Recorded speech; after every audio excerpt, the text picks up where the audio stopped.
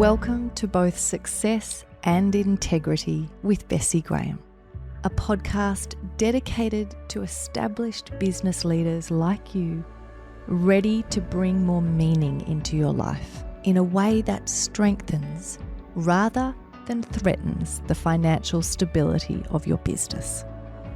I'm your host, Bessi Graham. I've worked with business owners, governments, and large funding bodies like the United Nations for over 20 years to bring doing good and making money back together.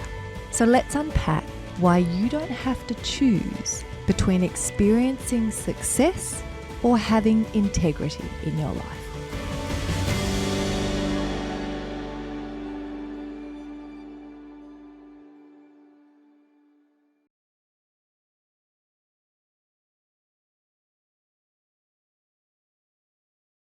Welcome back. I am so happy to have you joining with me again today. After a few episodes where I've based the podcast around conversations with some incredible people in my network, today we're going back to you and me having a conversation about some of the practices that can guide us in our leadership journey. So in this episode, I'm going to share 2 questions that I use to find calm in chaos. And I'm going to introduce the key concepts to you and give you a few examples of how that plays out for me and get you to reflect a bit on what they might look like in your leadership journey.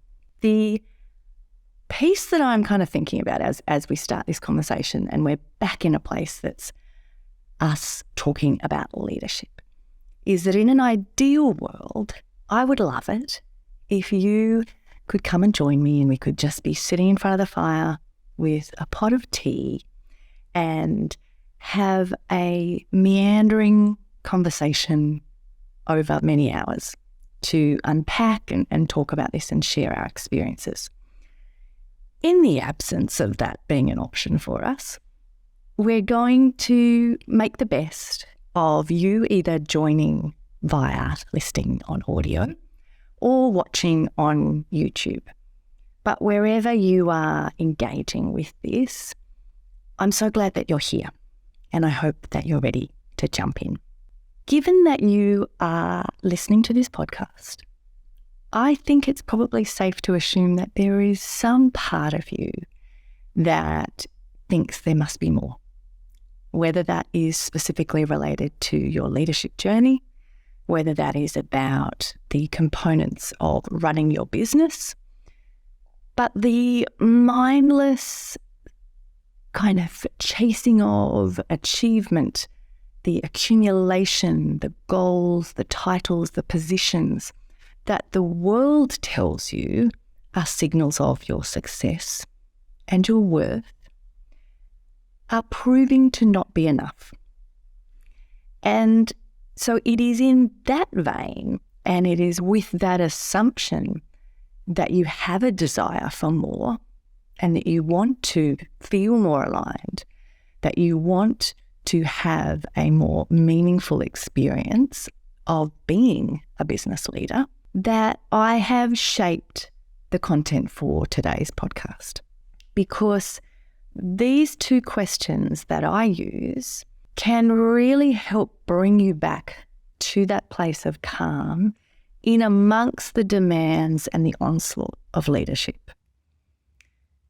The piece that I think makes this so important, even if part of you is thinking, I've got so many other things to do, I don't know if I can stop and have this thinking time, is that we cannot just keep piling more and more things, adding more things to our to-do list and our expectations of ourselves as a leader, unless we first stabilize and can really focus in and clarify what's most important. My drivers in creating this podcast, in writing my book and setting up the YouTube channel, that I am putting in this effort, the thought, time, investment to do this, because it has been my experience as a leader that our well-being, our needs, and the creation of safe and supportive spaces for leaders is just not even on the radar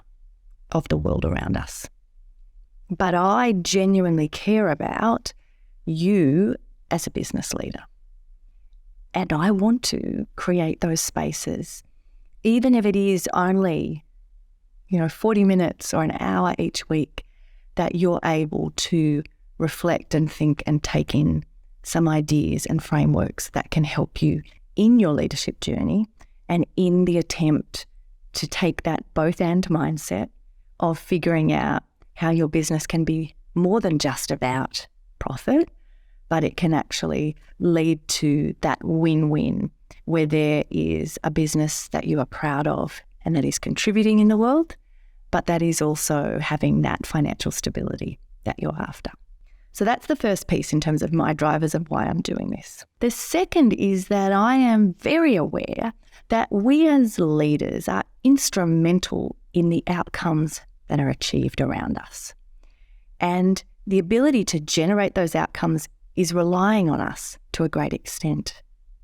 But without the right practices, support and tools, we can often be our own worst enemy. And what happens then when we don't have those tools, we don't have the practices and the support, is that we unintentionally limit our own and others' potential. And I don't want that for you. So when you think about both of those things that I've just framed in terms of the components of creating for you a space and equipping you, in this episode, I want to help you see how you can use the two questions I'm going to frame for your own well-being and your experience as a leader, but also as a tool to make you a better and more effective leader. I have found that my ability to find and maintain that calm in amongst the chaos comes down to how I answer two foundational questions in any given moment or situation that I find myself in. So here's the two questions. The first is, do I know myself deeply and truthfully? The second is, who is in the driver's seat, myself or my shadow?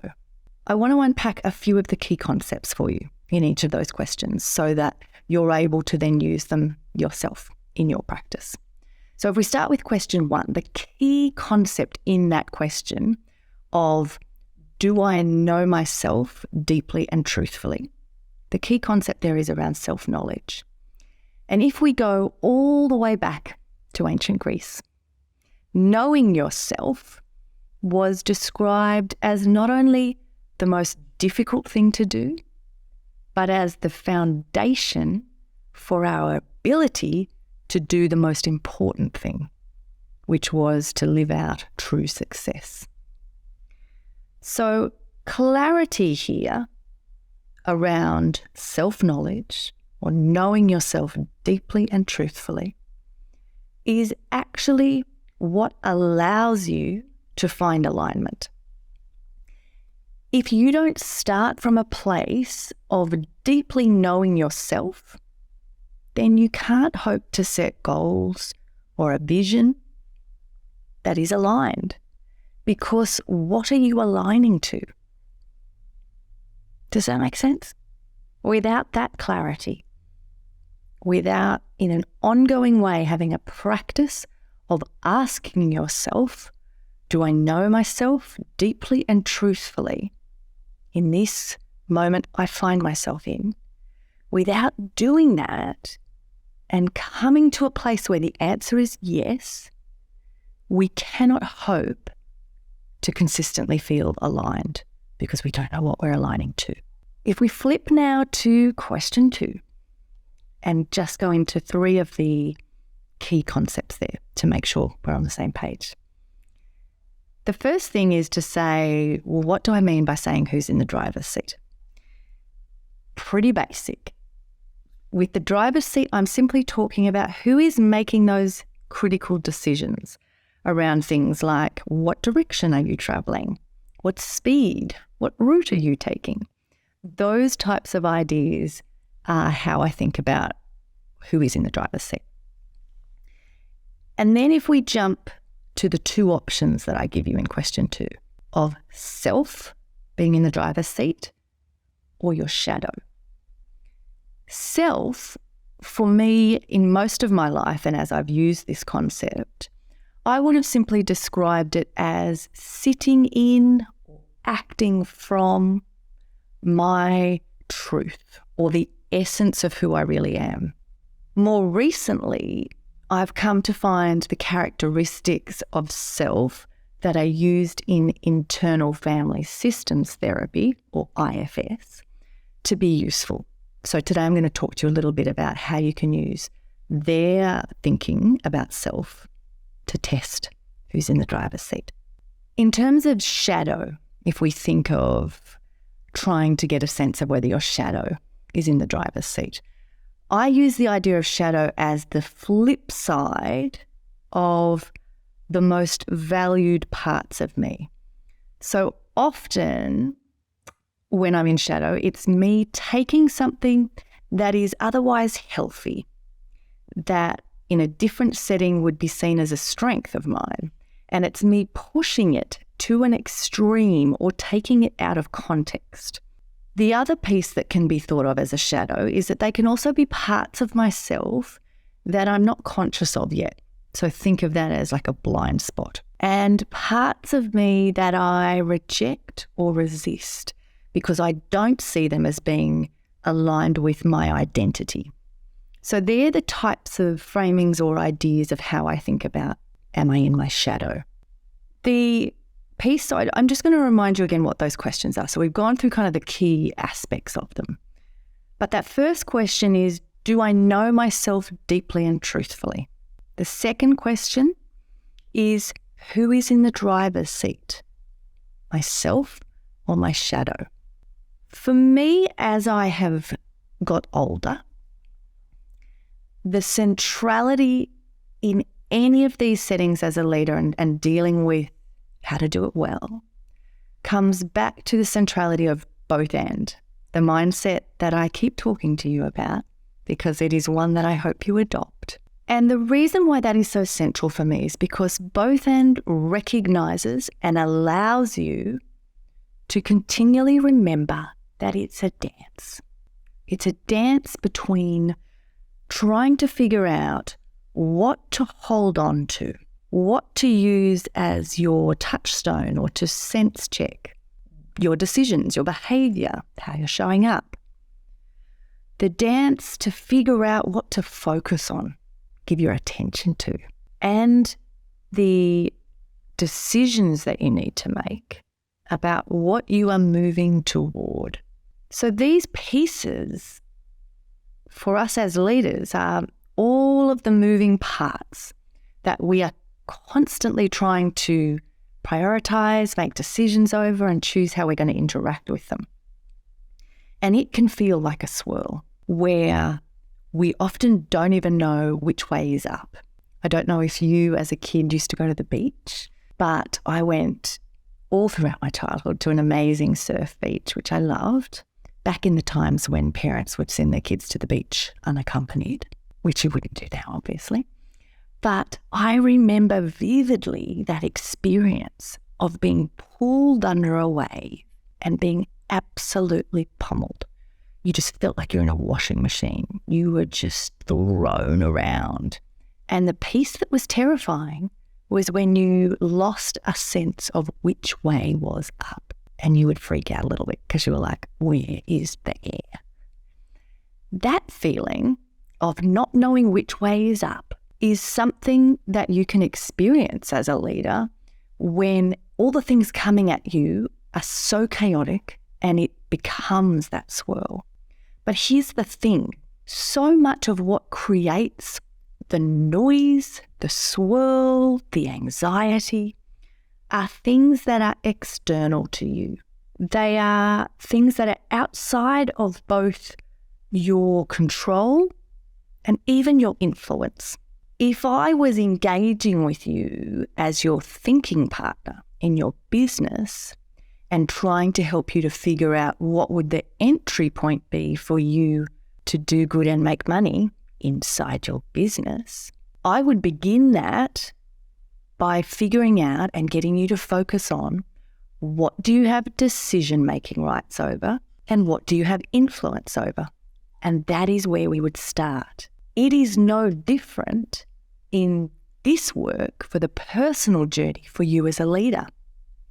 And in fact, scrap that, because it's not even just about you as a leader. It's you more fully as a person, because you are not one title, one persona, or one role. You are multidimensional. So on this personal journey, I want you to remember that the same thing goes here. If we're trying to figure out how to engage with and calm that swirl, that chaos, we can't expect to do that by thinking we can change everybody else or their behavior, that we can be dabbling with the things we have no control over and no influence over. We have to start with what we can control and influence. And guess what that is? Ourselves. So in this journey, the piece to remember is that for you to actually experience the calm in the chaos, it comes back to the journey of learning to lead yourself, which is about your self-knowledge. Do I know myself deeply and truthfully? And it's about being intentional about who is in the driver's seat, yourself or your shadow. The piece I want you to just think on for a moment is when the outside world is chaotic and out of control, do you have a peaceful center that is ordered and beautiful and allows you to find the rest and renewal that you need to be able to function as a leader? And then, importantly, do you know how to consistently cultivate that space so that you can return to it when you lose it? Because the reality is you're not going to always feel calm. You're not going to always be in that beautiful, peaceful space. I hope that you can spend more and more time there, but you are human. So as well as figuring out whether you have that peaceful space to go to and you can experience that calm, I also want you to be honest about whether you're equipped to cultivate that and to know how to get back there when you need to. I want to run through with you now, when we think about and focus on those two questions that I think are critical for you to reflect on regularly as a leader. I want to talk you through the 4 potential answer combinations and how they play out, so that you can then just start to think about your own experience and what that might look like. So I'll use me as the example. When I am in a place of deep knowing and stillness and myself is in the driver's seat, then in this combination, even as everything might fall apart around me, I can come back to my own inner calm and find a place of rest and renewal from which I can then keep moving. So when my answer to the first question is yes, and when my answer to the second question is that myself is in the driver's seat, then regardless of what's happening outside me, I can find the place of calm. In the second combination, when I'm in a place of deep knowing and stillness, but that is combined with me operating with my shadow in the driver's seat, then I find myself thinking, engaging, and behaving in ways that are at odds with who I am. what I believe, what I value. And these are those moments of living and behaving out of alignment.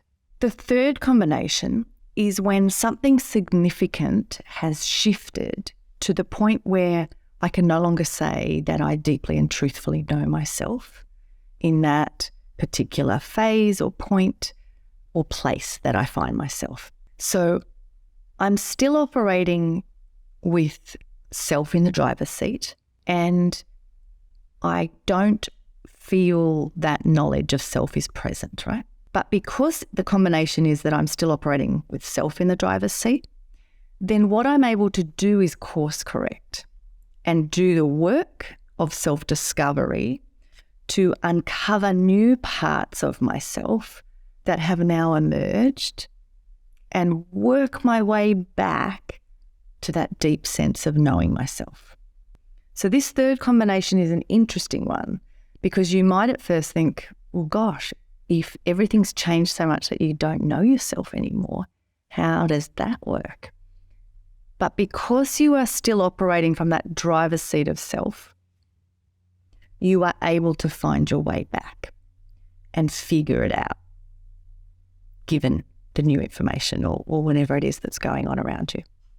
The fourth and final combination that I want to talk to you about is the most destructive, because it is when I find myself adrift and disconnected from that sense of knowing, but at the same time, my shadow is in the driver's seat. You don't want to be in the line of sight in those moments, but thankfully they are very rare. So you probably don't have to worry about it. But that is as I said, the most destructive piece. And we want to avoid that as much as we can.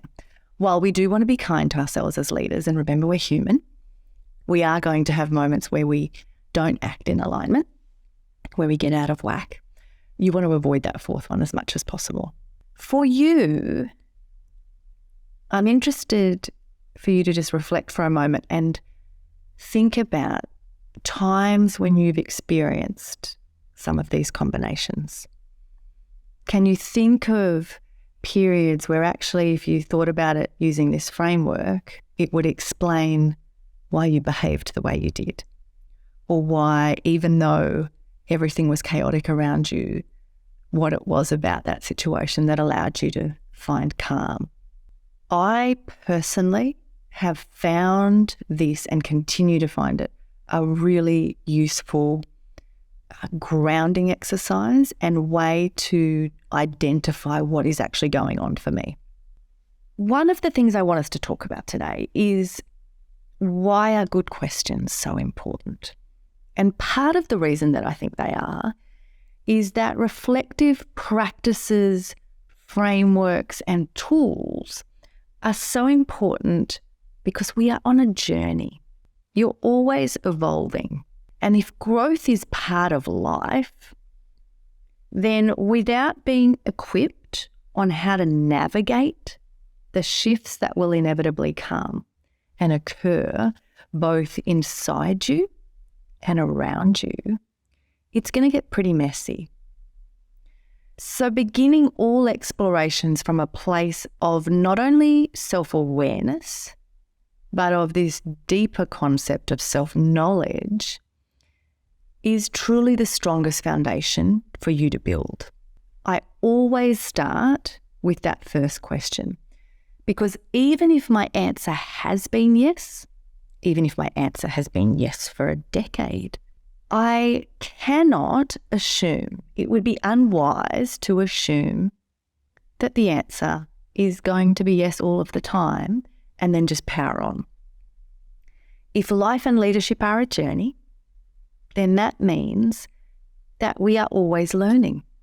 That means we find ourselves in new situations, uncharted territory, different relationships, all of which can evoke new questions, stir new feelings, dreams, desires, or push new buttons and awaken issues that we may have thought we had dealt with years ago.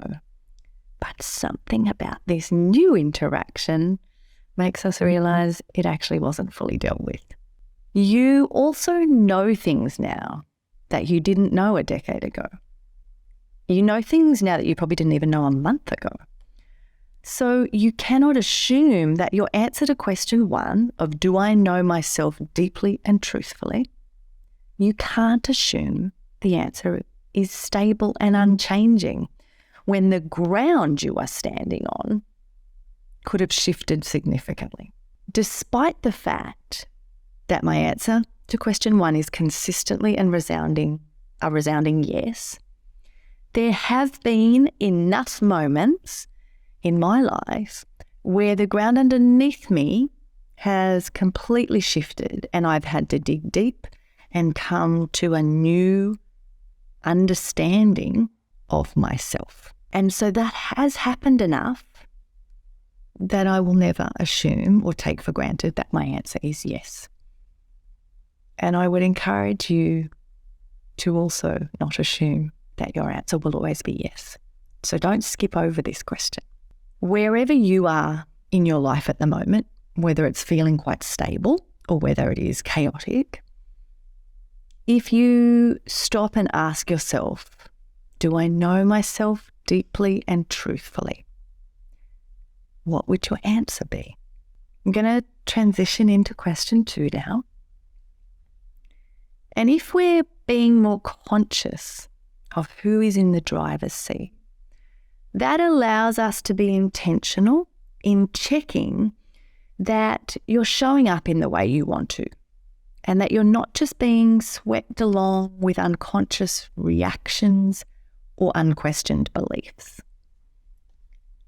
So self, if that's the way that you're showing up, if your self is in the driver's seat, then as I mentioned, I haven't always used internal family systems therapy, IFS, as the way I understand self. So previously there was that more simple description, if you like, of it being sitting in or acting from my truth or the essence of who I am. But sometimes when I use that description with someone and I'm trying to get them to identify whether they're operating from self or shadow, they can find it difficult to know, how would I know? Am I acting from self or shadow? And there's a discomfort in even figuring that out for a lot of people. So what I found is that IFS can be helpful in that space. In IFS, the self is characterized by 8 C's. And you know how much I love alliteration, so 8 C's is a good one. Let me just run you through what those are. So they list them as compassion, curiosity, clarity, creativity, calm, confidence, courage, and connectedness. So these pieces, you can use them as entry points to check in with how you feel, what you're capable of in any given moment. So let me give you some examples with that. If you're trying to figure out, am I acting from self? What IFS is saying is that if you're operating from self, you will be able to experience and act with compassion, for example, if we go with the first C. So if you sit there and think about how you feel able to engage with people and you are lacking the ability to have compassion, so you go, okay, I'll use one of the other filters. Let me see. Am I in a place where there's some curiosity? Yes or no? Am I in a place where I have clarity? Is there confidence? So you just go through this list as that sense check. And if you're consistently finding that your answer to that is no, I can't actually act from that place. I don't feel any compassion. I just feel incredibly judgmental and angry. I don't feel creative. I feel boxed in and like there is only one right way to do it. I don't feel courageous. I feel a sense of fear. I don't feel connected. I feel completely isolated. Your responses there are what give you the indicator that you are acting or have in the driver's seat, your shadow. There is a piece that is driving you, choosing your direction, your engagement, that is not from that place of deep knowing and the essence of who you are. On the flip side, if you answer those questions and you say, yes, I'm feeling incredibly connected, I'm feeling creative, I'm feeling calm, super curious, and I have a compassion for other people. If you're answering the questions in that way, then you can be confident that you are acting from self and that self is in the driver's seat. So I hope that's helpful. If we then look at the shadows, the flip side of many of the most valued parts of me are those shadows. So there's a component around, we've used the IFS version of self and those 8 C's to be able to figure out, are we acting from self or the shadow? But when we jump into the shadow and we think about those pieces, that they are me taking something that is otherwise healthy and pushing it to an extreme or taking it out of context, then I want to give you an example of one of those pieces where I consistently find that I tend to flip into a shadow space.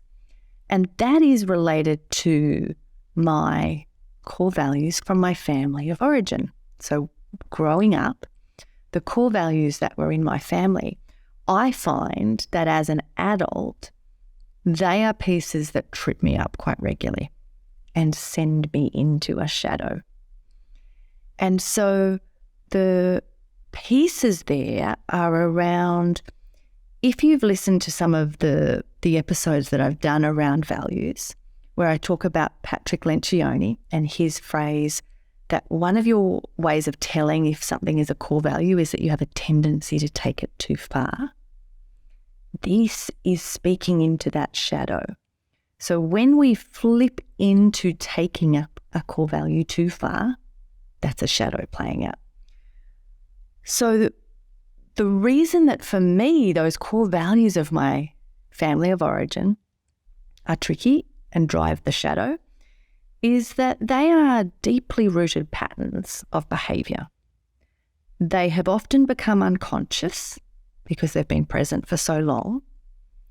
And if we look at them for what they are and where they came from, they are other people's expectations and beliefs that were embedded in me at a young age that I've taken on, and that can therefore catch me off guard, and I can find myself in that unquestioning, unconscious way driving those to places that actually no longer fit me or serve me.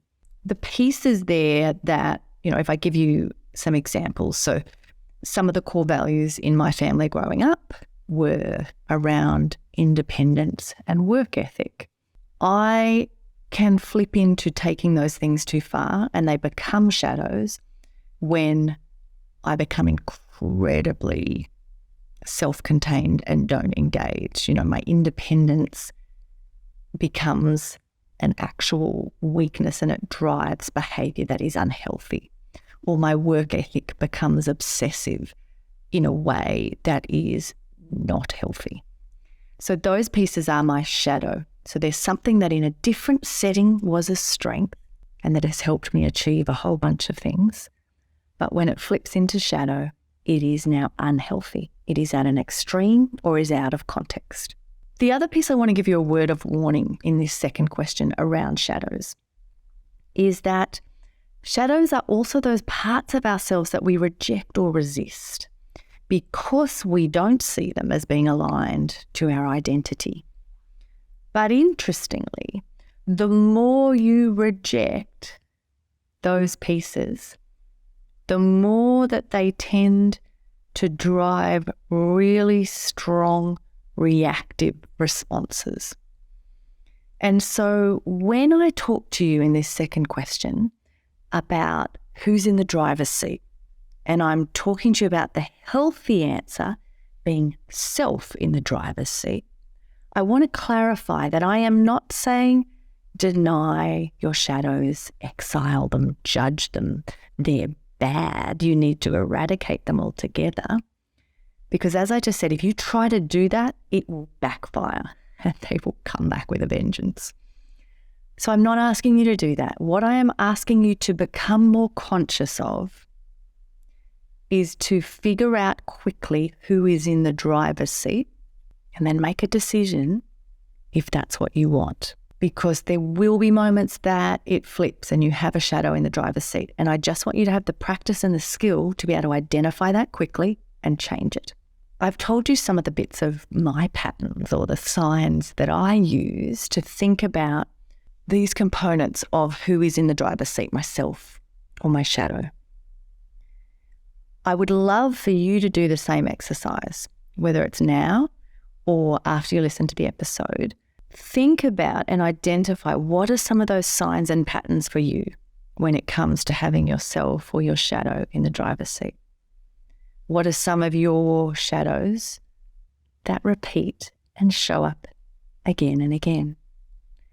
Just capture those and try to tune in quickly next time when you see that emerging. As we pull these ideas to a close, I want to talk to you about the fact that the initial purpose of these two questions is about you experiencing or being able to experience calm in chaos. And that's a wonderful thing, and it will sustain you as a leader. But there are three other aspects of why these two questions are valuable and what they enable that I want to share with you. The first is around discernment and the need or ability to make judgment calls and to cultivate wisdom. In order to do those things as a leader, what it requires of you is for you to be operating from that place of deep knowing and operating with yourself in the driver's seat. So if as a leader you want to be discerning, you want to make good judgment calls and you want to be wise, then using these two questions to check where you are and what your response is will help you get to that place as a leader. The second piece I want to talk about is the fact that your ability to read situations and decipher if you are at or approaching an important threshold is really important. A threshold moment could be anything from experiencing menopause, having kids, starting a new relationship, moving, starting a business, leaving an organisation, or starting or ending a business partnership. If you are at or approaching a threshold, then O'Donoghue suggests this. I'm going to read his words for you. It is wise in your own life to be able to recognise and acknowledge the key thresholds, to take your time, to feel all the varieties of presence that accrue there, to listen inward with complete attention until you hear the inner voice calling you forward. The time has come to cross.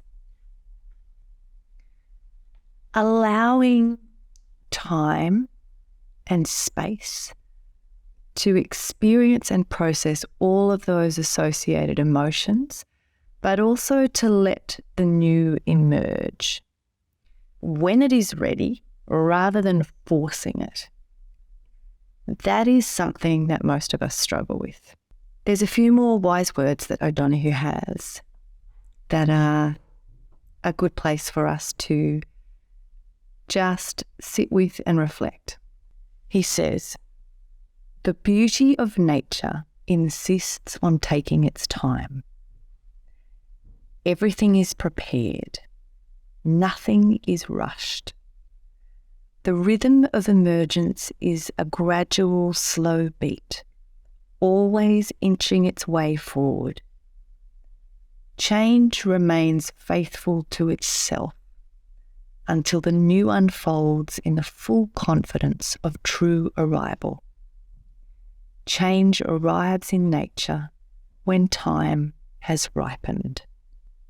The reality is that without consistent practices and the creation of regular space for reflection, it can be really hard to pinpoint the genesis of our disconnect.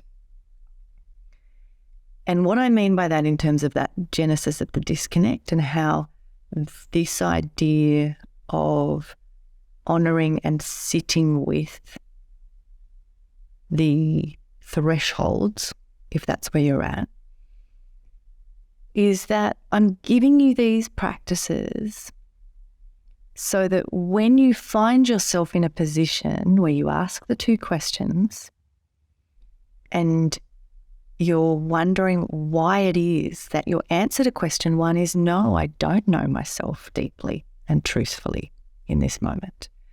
Or you're wondering why your answer to the second question is that your shadow is in the driver's seat. These pieces are some of the ways that you can try to identify that disconnect. So our tendency to hustle and push to resolution doesn't work if we are in a threshold moment, which is why it's important to be able to tune in and recognize what is happening and act accordingly. If you are in fact at a threshold moment that requires you to be still and wait for nature and for time to be ripened. The last of these ideas that I want to share with you that I also find helpful in this reflection process of identifying where I'm at, what a disconnect might be being caused by, or how I need to show up in a situation when answering the two foundational questions, is the idea of negative capability. So this is another concept that I love, and it can be connected to the idea of thresholds, but it also has a strong connection back to whether we have self or shadow in the driver's seat. So this is John Keats' idea of negative capability, and he describes it as when a person is capable of being in uncertainties, mysteries, doubts, without any irritable reaching after fact and reason. So in other words, that you're able to sit in those spaces of uncertainty, mystery, doubt, without rushing to need to fix it or do something about it, but instead you can just allow it to be as it is. Now, our shadow here as leaders is that we have always been rewarded and acknowledged for our drive to action. You've probably heard or used phrases yourself that describe you as being great at a disaster, calm and able to map out a plan and execute while everyone else is falling apart. They're certainly terms that I have used and others have used about me. I don't know about you and whether you can associate with those. But usually for those of us that are established leaders and have always fallen into that role, we are the go-to person. And so we are used to jumping to action and solving in those times rather than having the negative capability piece of being able to just sit with it and let it be as it is without having to fix it. So the kind of response that comes naturally to us, but in this instance is actually a shadow, is called positive capability. That's our routine reaction to stress. It's about taking action, and it's reactive. But cultivating a tolerance for uncertainty through something like negative capability enriches our decision making. And it is key to allowing us to let something new emerge. Without that negative capability and letting new things emerge, rather than being reactive and going to our go-to behaviours of solving problems in the way we always have, without that space, innovation is not actually possible.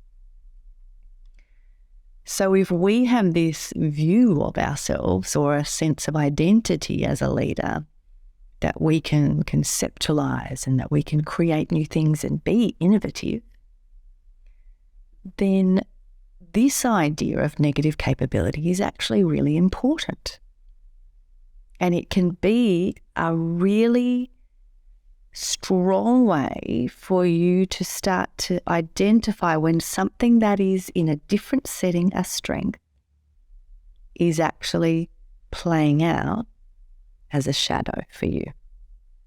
How you answer the two foundational questions that I've shared with you today matters. And it matters in any situation, whether we are in absolute chaos and the world is falling apart around us, or whether we're in a pretty stable place in terms of the external environment that we're operating in.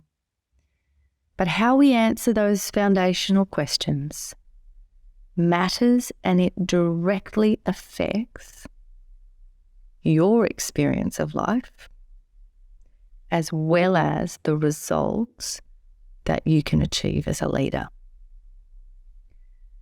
So if you want to become more effective, intentional, and impactful as a leader, you also want to experience that calm in amongst the chaos, then I encourage you to bring in to your regular practice asking yourself these two questions. Do I know myself deeply and truthfully? And who is in the driver's seat, myself or my shadow?